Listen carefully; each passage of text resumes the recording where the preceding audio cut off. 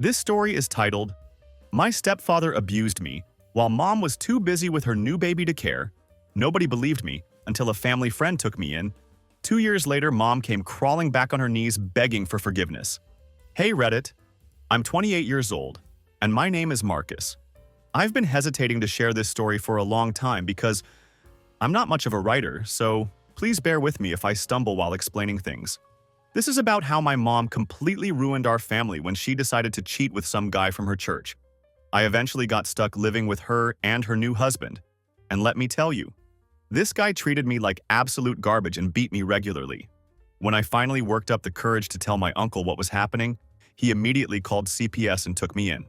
After years of complete silence between us, my mom recently showed up at my door saying she'd lost everything and wanted to be family again. Let me take you back to where this whole nightmare started. I actually had a pretty decent life growing up with my family. My dad worked at the Honda manufacturing plant as an assembly line supervisor, and we lived in this typical cookie-cutter ranch house in Tampa. It had 3 bedrooms and a 2-car garage. Nothing fancy by any means, but my dad had managed to pay it off completely by the time I turned 11 years old. The man was old school in absolutely every way possible. He fixed everything himself around the house because, in his mind, paying someone else to do work you could learn was just throwing money away. He always said you could learn anything from YouTube these days if you were willing to put in the effort. Our garage looked like it came straight out of a craftsman catalog. Every single tool was organized by size, properly labeled, and hanging on a pegboard like it was some kind of sacred shrine to home improvement. He'd rather spend his entire Saturday morning figuring out why the garbage disposal was making that horrible grinding noise than shell out $80 for a plumber to swap out a bearing in 25 minutes. I'd always end up being his assistant, holding flashlights and handing him tools while he patiently explained what each component did and why it mattered. See this here, Mark? My name is Marcus, but he always called me Mark, he'd say, pointing to some random component with his permanently roughened finger. This little bastard costs $4 at the hardware store, but if you call a repair guy, he's going to charge you $180 just to walk through the front door. That was my dad's philosophy about everything. If you could do it yourself, you absolutely should. My dad was built exactly like most factory guys you'd imagine. He had thick shoulders from years of heavy lifting, and his hands were permanently stained with machine oil no matter how much industrial soap he scrubbed them with. He wore the same style of clothes every single day. Work pants, a polo shirt, and steel-toed boots that he'd replace exactly every 20 months, whether they actually needed replacing or not. He was a creature of habit in the best possible way. Meanwhile, my mom taught 3rd grade at Oakwood Elementary School. Every evening after dinner, she'd spread out stacks of papers across our kitchen table to grade while Dad watched whatever game was on television. They'd have these comfortable, easy conversations where she'd tell him about some kid's parents or complain about the latest district policies that made no sense. And he'd grunt appropriate responses during commercial breaks. It was the kind of married routine that seemed rock solid from my perspective as a kid. I played Little League Baseball every summer at the community center, just down the road from our house. My dad never missed a single game, even when he was pulling double shifts at the plant and completely exhausted. He'd show up still wearing his work clothes, sit in those uncomfortable aluminum bleachers and yell encouragement like, "Good eye, kiddo," when I'd take a borderline pitch, or "Shake it off," when I'd strike out swinging at junk in the dirt. He never got on the umpire or tried to coach from the stands like some of the other parents. He just showed up and supported his kid exactly the way dads are supposed to do. I still miss him so much it hurts. The only thing that should have raised red flags, looking back now, was how my mom would sometimes get this distant, almost vacant look during our family time together. I'd catch her staring out the kitchen window while washing dishes, completely lost in thought, or she'd zone out during dinner conversations when my dad would be telling some story about work. Dad would be going on about something that happened on the assembly line, and Mom would just nod along without really listening to a word he was saying. When Dad would eventually notice her spacing out and ask what she was thinking about, she'd always snap back to reality with the same response. Nothing, just tired. Then she'd quickly change the subject to something about my school or her classroom, deflecting any further questions. But honestly, what did I know about any of this? I was 13 years old at the time. My biggest concerns in life were whether I'd make the All-Star team that summer, and if Mom would let me stay up late enough to watch Friday Night Baseball on TV. The subtle signs of marital trouble were completely over my head. Everything started going completely sideways right after I turned 14. Mom began working late more and more often, but it started small with totally believable explanations. She'd say she had parent conferences that ran longer than expected, or after-school programs that needed extra planning time, or she was staying late to decorate bulletin boards for the next month's classroom themes. Dad bought every excuse completely because he trusted her like you trust gravity. It never even occurred to him to question it. Why would it? She'd been rock-solid reliable for 18 years of marriage. The first major change that really should have raised red flags was when she joined this completely new church. We'd been going to the same Methodist place since I was little. You know the type where everyone's over 65, the pastor wears traditional robes, and the most exciting thing that happens during service is when Mrs. Henderson plays piano slightly faster than usual. This new place Mom found was way across town, and she claimed she needed more spiritual growth than our old church could provide. She started going to their Thursday evening service instead of joining Dad and me for Sunday morning worship like we'd always done as a family. She said the modern approach helped her connect with God in ways that traditional worship simply couldn't match. Within just 1 month, she'd signed up for absolutely everything they offered. Thursday night book club, Saturday evening women's ministry, Monday morning volunteer work for community service projects. There was always something keeping her busy and out of the house 4 nights a week. From Dad's perspective, this didn't seem problematic at all. His wife was getting more involved in church activities, making new friends, and growing spiritually. What husband in his right mind would complain about that? If anything, he was probably relieved that she'd found something productive to channel that restless energy she'd been showing lately. She'd drag me along sometimes when Dad was working Saturday overtime shifts, and that's where I first met Vincent Morrison. This guy was absolutely impossible to miss in any room. He was tall, confident, and dressed like he'd stepped straight out of a Men's Warehouse catalog. He always seemed to be in the center of whatever conversation was happening, and he had this natural way of making everyone around him feel like they were part of something important and meaningful. He taught Sunday school for the high school kids and organized most of the church's charity drives and community outreach programs. He was married to Patricia, a quiet blonde woman who always looked slightly overwhelmed by her husband's intense social energy. They had 2 kids, Kevin, who was about 15, and Clara, who was maybe 12. When Mom first introduced us, Vincent gave me this big, genuine smile and a firm handshake, treating me like I was an adult instead of just some 14-year-old kid. He asked detailed questions about my baseball season and seemed genuinely interested in my answers, making me feel like I was the most important person in the room while we talked. "Your mom tells me you're quite the athlete," he said with obvious enthusiasm. "I used to play a little ball myself back in high school. Maybe we could throw sometime if you're interested." The guy had this natural charisma that just drew people in like a magnet. You could see exactly why the church had him organizing events and leading groups. People wanted to be around him, wanted his approval, wanted to be part of whatever he was doing. Mom started mentioning Vincent more and more frequently at home. Vincent suggested this great book for our study group. Or Vincent organized a food drive that collected 4 times more donations than last year. Or Vincent thinks we should visit that new Christian bookstore that opened up downtown. It was always Vincent this, Vincent that. But Dad didn't seem bothered by it in the slightest. Why would he be? His wife was making friends at church, getting involved in meaningful community service, and talking enthusiastically about spiritual growth.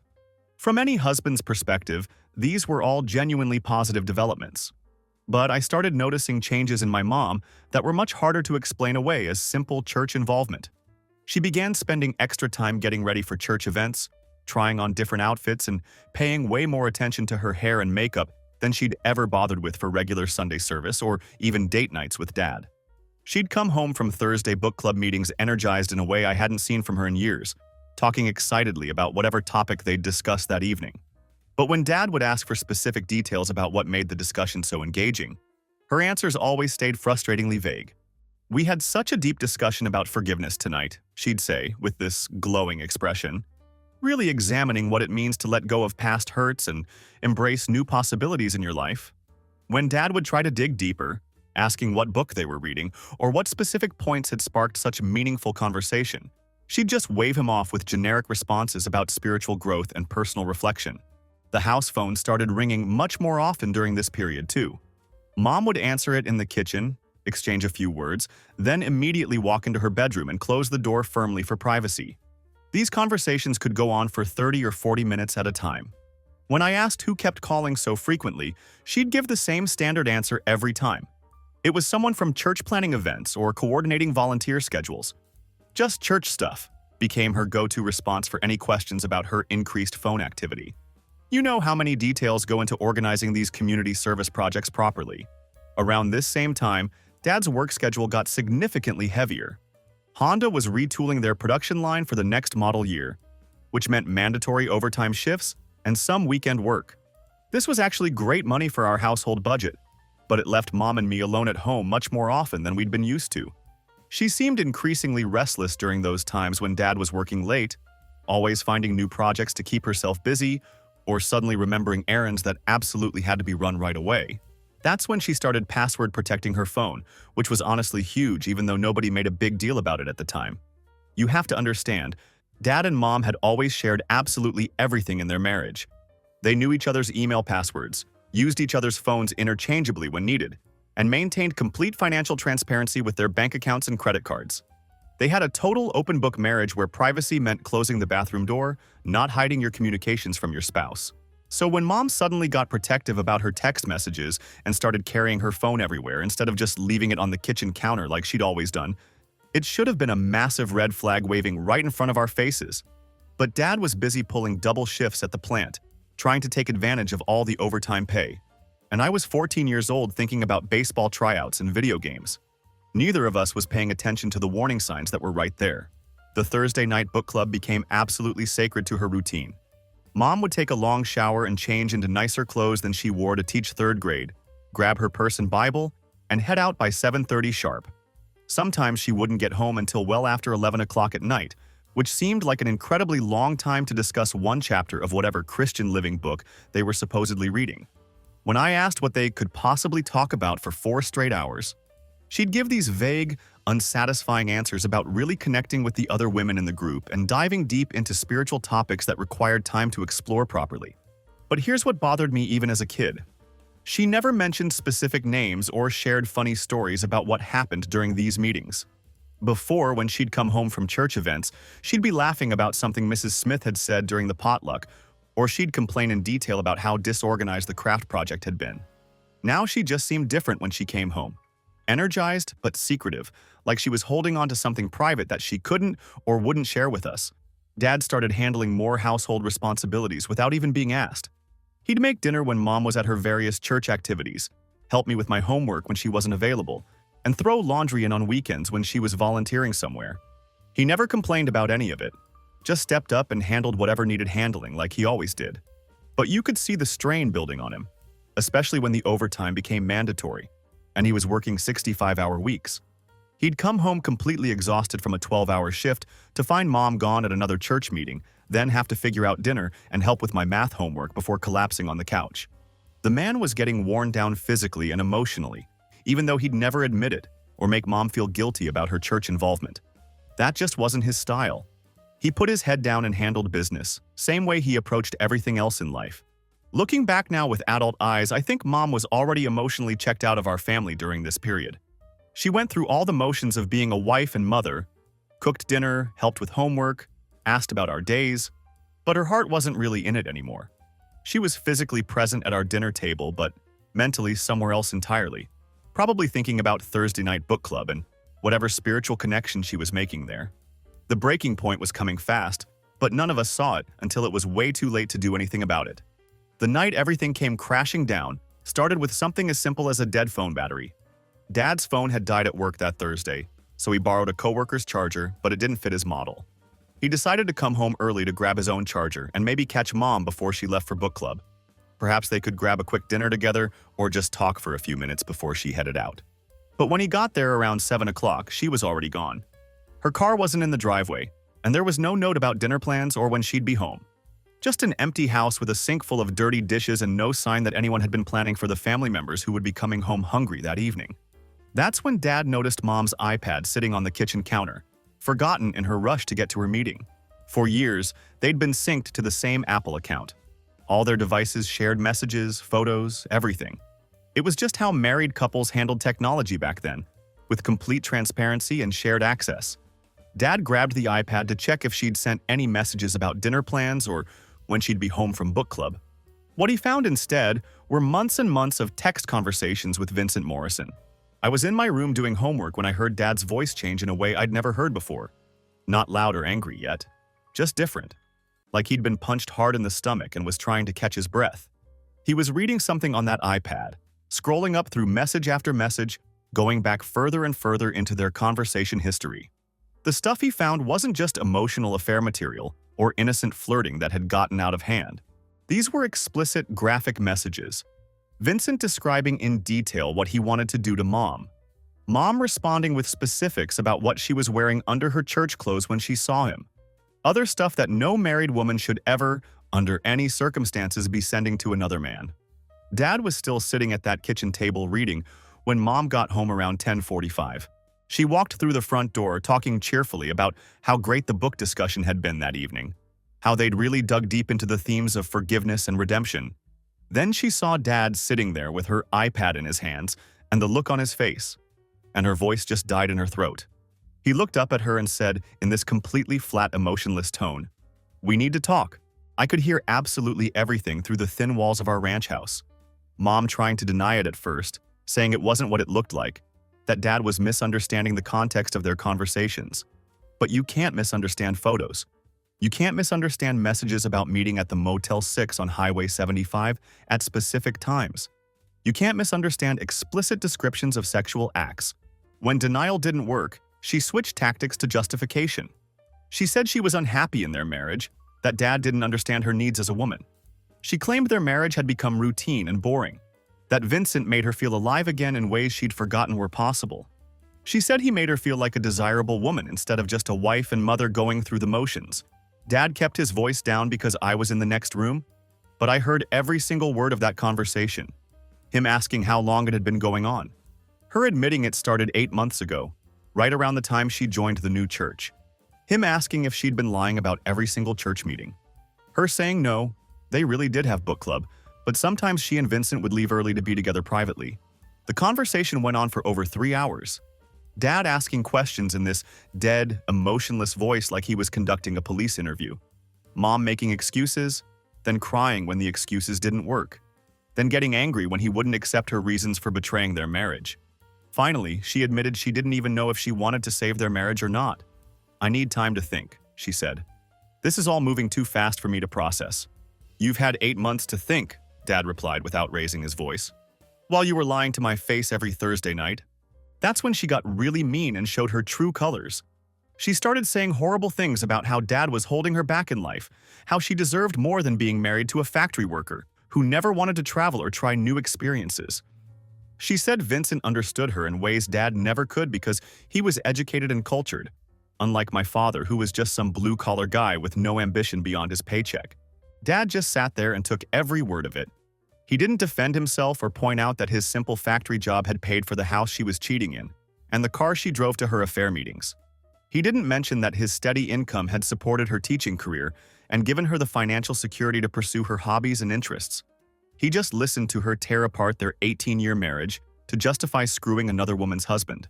Around 1 o'clock in the morning, Mom announced she was going to stay at her sister's house to think things through and figure out what she wanted to do next. She packed a bag with some clothes and left Dad sitting alone at that kitchen table. He stayed there until sunrise, just staring at that iPad screen, reading through months of betrayal. He filed for divorce the following Wednesday. After that devastating confrontation, Mom moved out of her sister's place and went straight to live with Vincent. This happened right after he kicked Patricia and his own kids out of their house so he could play house with my mother. The whole situation became a small-town scandal that had everyone talking. 2 church-going families completely destroyed, so these 2 selfish people could chase after their fantasy together. I stayed with Dad in our house, and there was never even a question about custody arrangements. Mom had basically abandoned her parental responsibilities to chase after her boyfriend, so it was obvious where I belonged. She'd show up occasionally to grab more of her clothes or pick up mail that was still being delivered to our address. But you could tell her heart wasn't in being a mother anymore. Her priorities had shifted completely to Vincent and their new life together. Dad tried his absolute best to keep things normal for me during this terrible period. He still came to every single one of my baseball games, helped me with homework every night, and made sure I always had clean clothes for school. But the man was falling apart in ways that went much deeper than just missing my mom's presence around the house. He'd lost 25 pounds in just 3 months, was working every available overtime shift to keep up with the mortgage payments on his own, and had started having chest pains that he kept brushing off as stress from the divorce proceedings. The house felt completely empty without Mom's constant chatter and all her activity.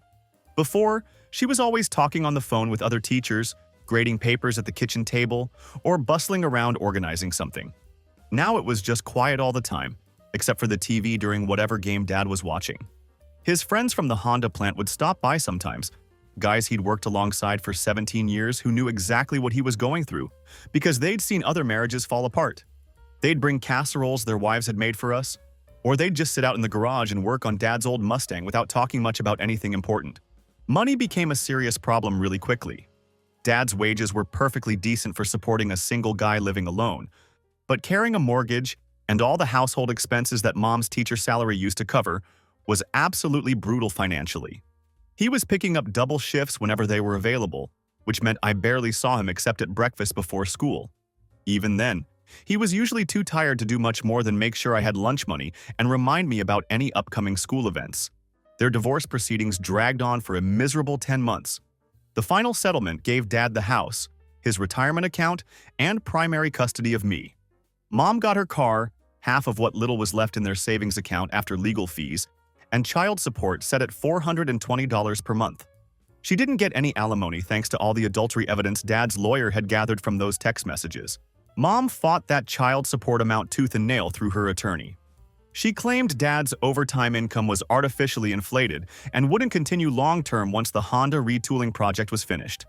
She argued that her teaching salary was modest and she needed every dollar she could get to establish her new household with Vincent. The judge wasn't sympathetic to her situation at all.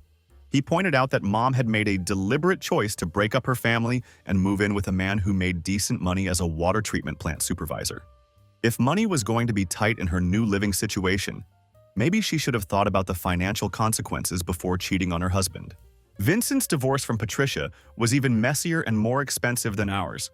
Patricia got their house, custody of Kevin and Clara, and hefty child support payments that ate up most of Vincent's take-home pay. Plus, he was paying alimony to Patricia and dealing with his own substantial legal fees from their contentious divorce battle. So Mom and Vincent were living together in a cramped rental duplex, both paying support to their respective ex-spouses, both dealing with kids who wanted absolutely nothing to do with their new living situation. Meanwhile, Dad's health kept getting worse and worse. The chest pains became more frequent, especially when he was pushing himself hard at work or trying to keep up with yard maintenance that used to be manageable when Mom was around to help with household tasks. His doctor said his blood pressure was dangerously high and put him on expensive medication that cost a fortune, even with his insurance coverage. The doctor told him he needed to slow down, eat better, and find ways to manage his stress levels. All great medical advice that Dad simply couldn't afford to follow because he was working himself to death trying to keep our house and maintain some stability in my life. He never complained about any of it, never badmouthed Mom in front of me, even though I could see exactly what her selfish choices were doing to his health and our family's financial situation. He just kept grinding away, kept working those brutal overtime shifts, kept trying to hold our life together through sheer willpower and determination. But you could see it was killing him slowly, day by day. The heart attack hit him at work on a Friday afternoon in April. It was a massive coronary that struck right next to the CNC machine he'd been operating for 14 years. He was dead before the paramedics even arrived at the plant. 44 years old, and gone just like that.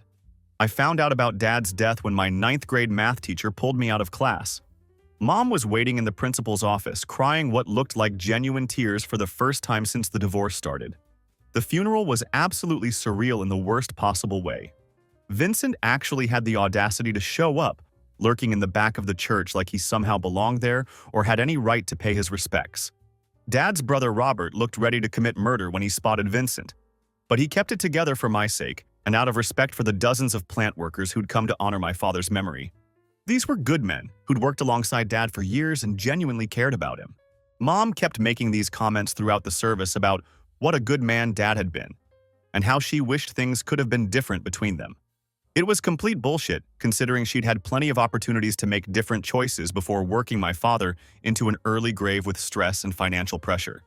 She acted like their marriage had just fallen apart naturally instead of being destroyed by her deliberate decision to cheat with a married man from her church. After the funeral, the harsh reality of my situation set in quickly. I was 16 years old with nowhere to go and no real plan for my future. Uncle Robert immediately offered to take me in without any hesitation. He ran a successful auto repair shop and had a spare bedroom in his house that he said was mine for as long as I needed it. But Mom shut that idea down immediately and aggressively.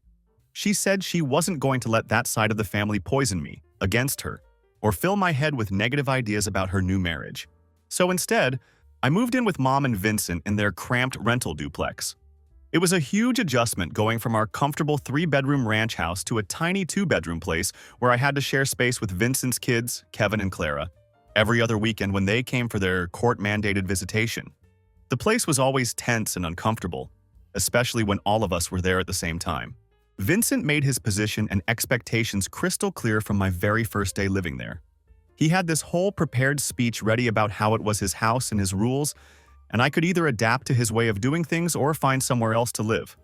The rules he laid out were specifically designed to make my life as miserable as possible while maintaining plausible deniability if anyone questioned his parenting methods. I wasn't allowed to have friends over without 48 hours advance notice and his personal approval of each visitor. He assigned me daily chores with military-style inspection afterward, and if they didn't meet his standards, I'd have to redo them completely.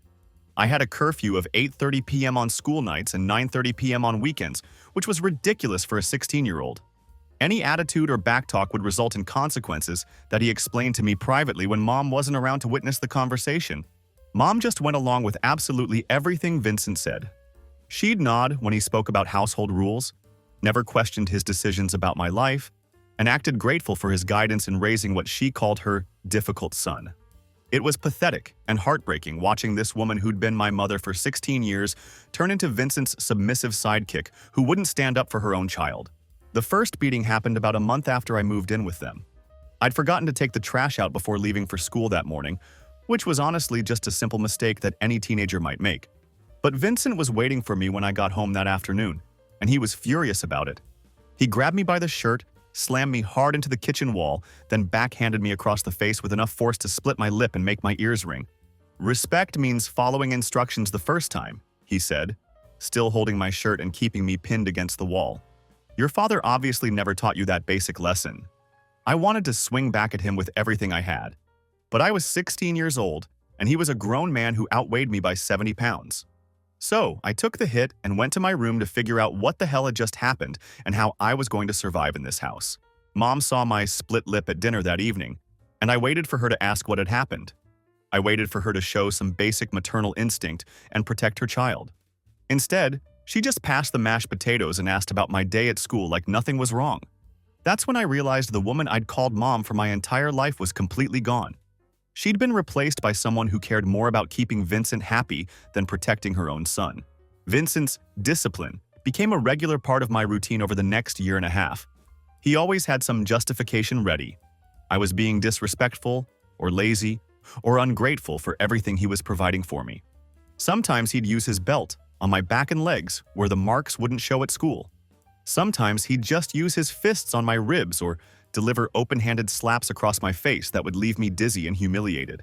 He was smart about the timing and location of these beatings. He never did it when Mom was around to witness anything. He always made sure I understood that telling anyone would make things much worse for me. He said no one would believe me anyway, since he was a respected church member, and I was just a troubled kid acting out after losing my father. The worst part was how he'd flip back to his fake friendly stepfather persona afterward. Within an hour of beating me, he'd be asking about my homework or offering to help with some school project. Like he hadn't just spent 15 minutes using me as his personal punching bag. Mom got pregnant 8 months after I moved in with them. And suddenly she was glowing and happy again in a way I hadn't seen since before the affair started. She spent all her time talking excitedly about cribs and baby names and how God was blessing their new family with this precious gift. All of her attention and energy went to the pregnancy and preparing for Vincent's biological child. It was like I ceased to exist as her son the moment she found out she was carrying his baby. I tried telling her about the beatings once, and I picked what seemed like the perfect moment when she appeared relaxed and in a good mood. I approached the subject as carefully as possible, saying that Vincent had been rough with me lately, and maybe we should discuss appropriate boundaries for discipline in our household. She looked at me like I was speaking a completely foreign language that she couldn't understand. "Vincent's trying to help you become a better man," she said, with this dismissive tone. Your father was too soft on you. And look how you turned out. Maybe some real structure and discipline is exactly what you need right now." That's when I knew with absolute certainty that she either didn't want to see what was happening or genuinely didn't care about my welfare. Either way, I was completely on my own, in a house with a man who enjoyed hurting me, and a mother who'd rather pretend it wasn't happening than deal with the reality of her situation. Vincent actually got worse as Mom's pregnancy progressed. Like having his own biological child on the way made him even more resentful of having to deal with another man's son. The beatings became more frequent and significantly more brutal. He'd find any excuse to get me alone, sending me to clean the garage while Mom took her afternoon naps, or making me help with yard work while she was at doctor's appointments. He always had some criticism ready about how I was doing things wrong or not meeting his impossibly high standards. The breaking point came on a Saturday morning in October. I was in Vincent's garage trying to fix my bike chain using his tools when the wrench slipped and I accidentally knocked over a coffee can full of bolts and screws. They scattered across the concrete floor with a loud crash that seemed to echo through the whole garage. Vincent appeared in the doorway like he'd been waiting for me to screw up something, anything, that would give him an excuse to unleash his anger on me. He didn't say a single word at first, just walked over to where I was kneeling on the floor trying to collect the scattered hardware, and backhanded me so hard that I went down immediately. Then he started kicking me in the ribs while I was curled up on the ground trying to protect myself from his work boots. "Clumsy little piece of trash," he said between kicks. "Just like your worthless father, who couldn't even stick around long enough to raise his own kid properly." That's when Mom walked into the garage. She'd come to tell Vincent that lunch was ready and found me curled up on the concrete floor trying to shield myself from his boots while he continued kicking me. For just a second, I thought this was finally it. She'd see exactly what kind of man she'd married and would protect her own son like any decent mother would do. Instead, she just stood there in the doorway and watched. She watched Vincent grab me by the arm and haul me to my feet like I was a piece of broken equipment he'd been trying to fix. She watched him dust off his hands and straighten his shirt like nothing significant had happened. "Lunch is ready," she said quietly, with no questions about why I was on the ground, no concern about the blood on my face, and no acknowledgement of the way I was holding my ribs where his boots had connected. I went to my room instead of joining them in the kitchen for lunch. I sat on my bed feeling something cold and final settle in my chest. It wasn't anger anymore. Anger was hot and made you want to do stupid, impulsive things. This was complete clarity about my situation and what I needed to do to survive it. I remembered Uncle Robert from Dad's funeral. He'd given me his phone number and told me to call if I ever needed anything, no matter what it was or when it happened. So I pulled out my phone and scrolled through my contacts until I found his number. Then I called him. Robert answered on the second ring with his usual friendly greeting. "Hey kiddo, what's up?" I told him everything. The beatings, the garage incident that morning, how Mom had just stood there and watched her husband kick me while I was on the ground. I thought I'd be crying or yelling while I explained what was happening, but instead I sounded like I was giving a calm, factual police report. Robert was quiet for a long time after I finished talking, and I could hear him breathing heavily on the other end of the line. Finally, he said, "I'm calling CPS right now. Don't do anything to provoke that piece of garbage until they get there. Just lay low and stay out of his way as much as possible." The CPS worker showed up about 4 hours later. Mrs. Patterson looked like she'd seen absolutely everything in her career and wasn't easily shocked by anything anymore. She asked me to show her any marks that Vincent had left on me. So I pulled up my shirt and showed her the fresh bruises on my ribs from that morning's kicking. She could see the fingerprint marks on my arm where he'd grabbed me, plus older bruises that were fading to yellow around the edges from previous beatings. She took photographs with a digital camera and wrote everything down carefully in her official notebook. When she asked to speak with Mom and Vincent about the allegations I'd made, that's when the real performance began, and I got to see exactly what kind of people they really were. Mom came completely unglued when Mrs. Patterson asked to speak with her about my allegations.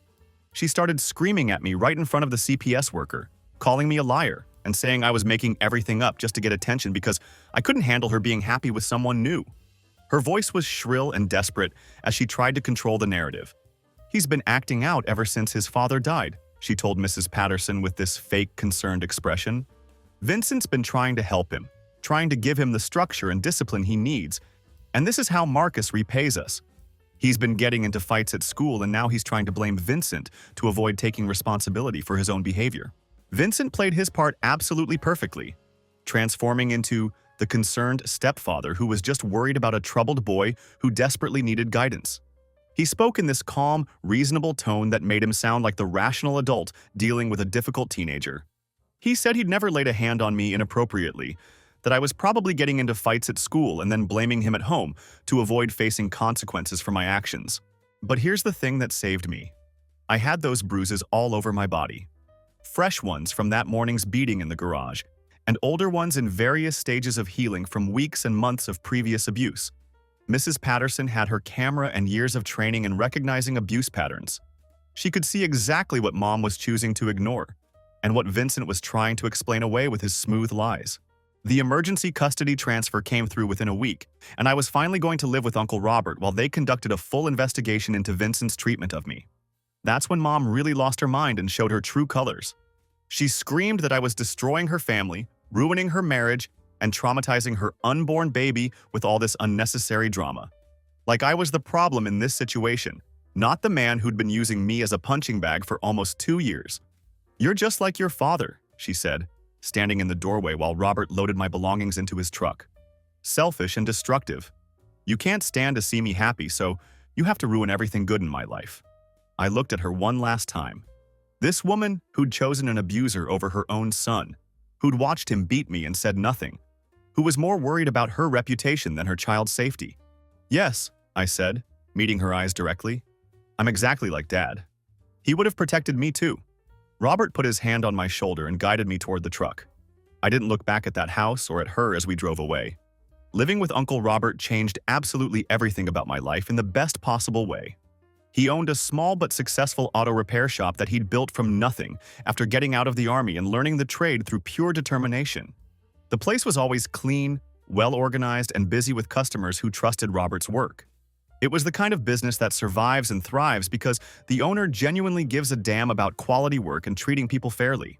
Robert never tried to replace my dad, or act like he could fill that void in my life, but he filled the gap in his own unique way. He started teaching me the auto repair trade from the very ground up, beginning with simple oil changes and gradually working up to more complex jobs like brake repairs and engine diagnostics. He taught me how to use tools properly and safely, how to talk professionally with customers, and how to handle money responsibly and build good credit for my future. More importantly, he taught me things that Dad never got the chance to pass on before he died. He showed me how to throw a punch properly if I ever needed to defend myself. He taught me how to spot people who weren't worth my time or energy. He showed me how to stand up for myself without being stupid or reckless about it, and how to command respect through competence and integrity. I remember about 3 months after I moved in with Robert, I got into a fight at school. Some kid made ugly comments about me being a foster case and a bastard that nobody wanted around. I broke his nose with one clean punch, exactly the way Robert had taught me. The principal called Robert in for a meeting, expecting the typical parental apology tour where the guardian would grovel and promise it would never happen again. Robert showed up in his work clothes, still had grease under his fingernails from the shop, and sat there listening patiently while the principal went on and on about zero-tolerance policies and the serious consequences of violence. When the guy finally finished his lecture, Robert just nodded calmly and asked, "You done?" The principal blinked in confusion. "Excuse me? Marcus, did this kid say what you told me he said?" Robert asked, looking at me directly. I nodded. "Yes, sir, he did." Robert stood up from his chair. "Then we're good here. Marcus won't start any more fights, but he'll finish them if he has to." He looked at the principal with complete confidence. "Marcus defends himself when people attack him.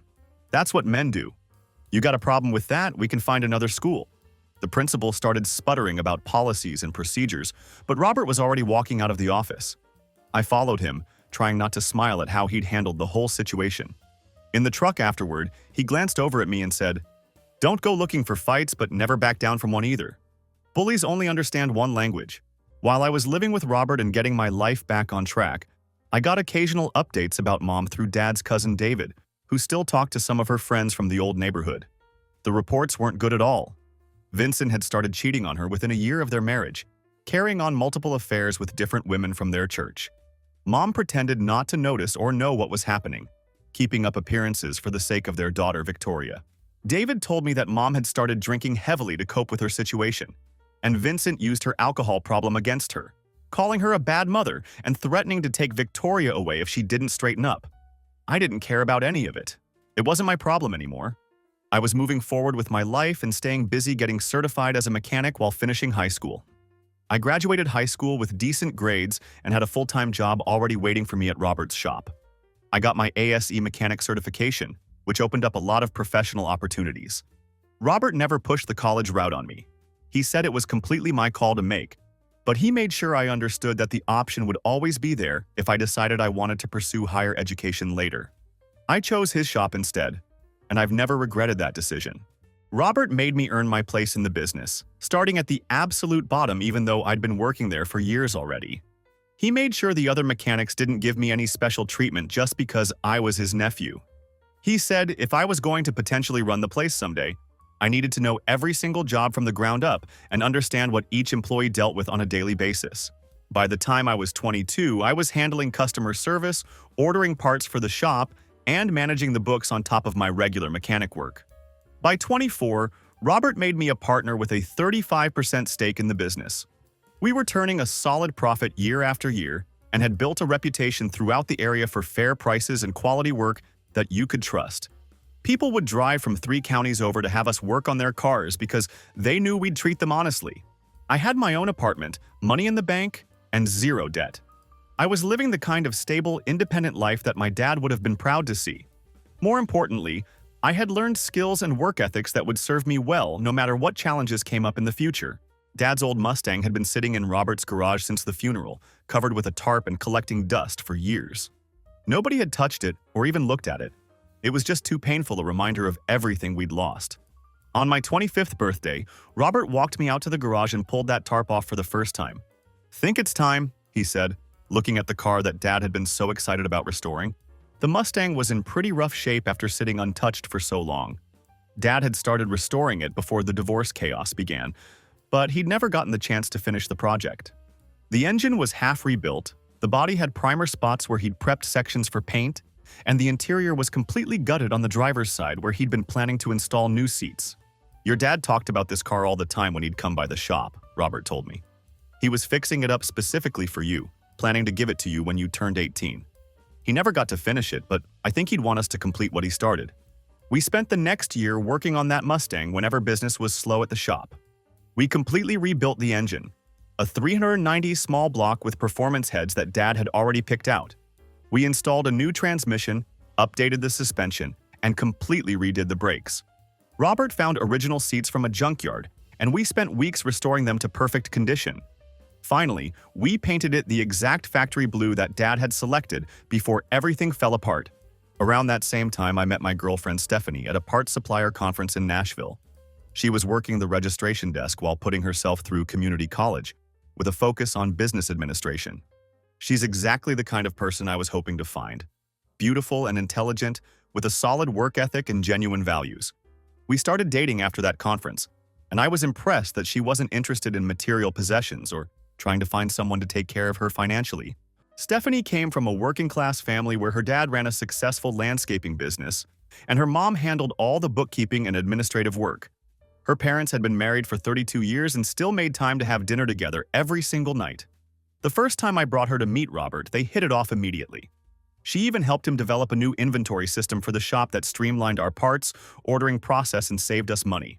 When I proposed to her a year later, Robert surprised us by offering to provide the down payment for a modest 3-bedroom house that was only 8 minutes away from the shop. It felt incredible to have that kind of family support and to be building something solid with someone who shared my values about hard work and commitment. The morning after we closed on the house, I was at the shop early doing paperwork and preparing for what I knew would be a busy day. That's when a car I didn't recognize pulled into our parking lot.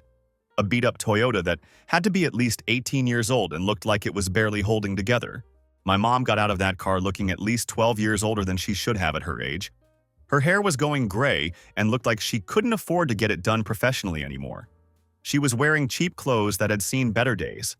She had that permanently tired, defeated look of someone who's been treading water for way too long and is finally starting to drown. She hesitated at the office door for a moment, like she wasn't sure she should come in, then finally pushed it open. The bell chimed like it did for any regular customer. "Marcus," she said, and her voice was raspy from years of smoking cigarettes. "Son, you look really good." I didn't get up from behind my desk. "What do you want?" She glanced around the office, taking in all the evidence of my success. The framed ASE certification hanging on the wall with my name on it. The picture of me and Robert standing proudly in front of the shop. Another photo from my engagement party with Stephanie. You could see her processing the fact that I'd built a good life without her. "I heard you were getting married," she said. "David's wife ran into me at the grocery store and mentioned it." I said nothing, just waited for her to get to the point. "Victoria's gone now," she continued, her voice getting shaky. "She's away at college. Vincent pays for everything, her tuition, her housing, everything. He's turned her completely against me. She won't even return my phone calls anymore." "What do you want?" I repeated. She started crying then, real tears streaming down her face. "I have nothing, Marcus. No family, no support system. Vincent has moved on with his life and took Victoria with him. I'm completely alone. I work at Walmart now and I can barely make my rent each month. I have absolutely no one left in my life." She took a step toward my desk. "You're my son, my only family left. I know I messed up terribly. I know I failed you in every way a mother can fail her child. But I'm still your mother, and doesn't that count for something? Doesn't that mean anything to you?" I looked at her for a long moment, really studying this woman who had once been my mother. This person who had stood by silently while her husband beat her son, who had only come looking for me now that she had absolutely no one else left in her life to turn to. "No," I said firmly. "It doesn't count for anything. And don't call me son. You stopped being my mother years ago when you chose Vincent over me." She flinched like I'd physically hit her, but I wasn't finished. "I was wrong about everything," she said desperately. "I see that now, I really do. But people make mistakes, Marcus. Terrible, awful mistakes that they regret for the rest of their lives. Can't you find it in your heart to forgive me? To give me just one more chance to try to make things right between us?" I stood up from my desk and walked to the office door, holding it open for her. "You made your choice when I was just a kid who needed his mother to protect him. You chose Vincent over me when it mattered most. Now you want me to choose you, but that's not how any of this works.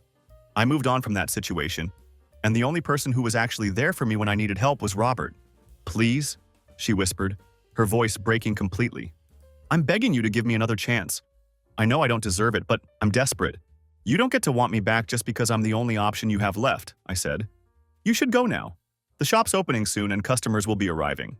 She stood there for another minute, tears running down her face, looking like she wanted to say something else but couldn't find the words. Then she walked out the door without another word. I watched through the window as she got into her rusted car and drove away, probably forever. Robert showed up 25 minutes later with coffee and donuts, just like he did every single morning. He took one look at my face and immediately knew something significant had happened. "Everything okay?" he asked. I nodded. "Yes, everything's okay now." He didn't push for details or ask who had been there. That wasn't his style. He just handed me a coffee and pulled out the work orders for the day, letting me process whatever had just happened in my own time. That weekend, Stephanie and I finished moving the last of our belongings into our new house. We grilled steaks in the backyard and had Robert over to celebrate this new chapter in our lives. It felt perfect, having family around, sharing a meal in our own home, talking about our plans for the future, or afterward, I took Stephanie for a drive in Dad's fully restored Mustang. The engine purred exactly the way Dad had always dreamed it would, and the blue paint gleamed under the streetlights as we cruised through town. It was a perfect moment that connected me to my father's memory while also looking forward to the future I was building with the woman I loved. Some bridges burn completely and can never be rebuilt, no matter how much time passes or how sorry someone claims to be. But from the ashes of that destruction, you can build something new, something stronger, something that's actually worth a damn and will last because it's built on genuine love, respect, and commitment rather than selfish desires and broken promises. I learned that the family you choose can be more important than the family you're born into. Robert showed me what real parental love looks like. Unconditional support combined with high expectations and genuine care for my well-being. Stephanie showed me what a healthy relationship looks like when both people are committed to building something together rather than tearing each other down. My mother made her choices years ago, and I've made mine. I chose to move forward, to build a life worth living, and to surround myself with people who actually care about me. That decision has made all the difference in who I've become as a man. Sometimes people ask if I ever think about reaching out to her, or if I regret being so harsh when she came to the shop that day. The answer is no. She had 16 years to be my mother, and she threw it away for a man who didn't even stay loyal to her in the end. Actions have consequences, and some damage can't be undone no matter how many tears you shed or how desperate your situation becomes. I'm 28 now, happily married, running a successful business, and building the kind of life my father would be proud of. That's more than enough for me.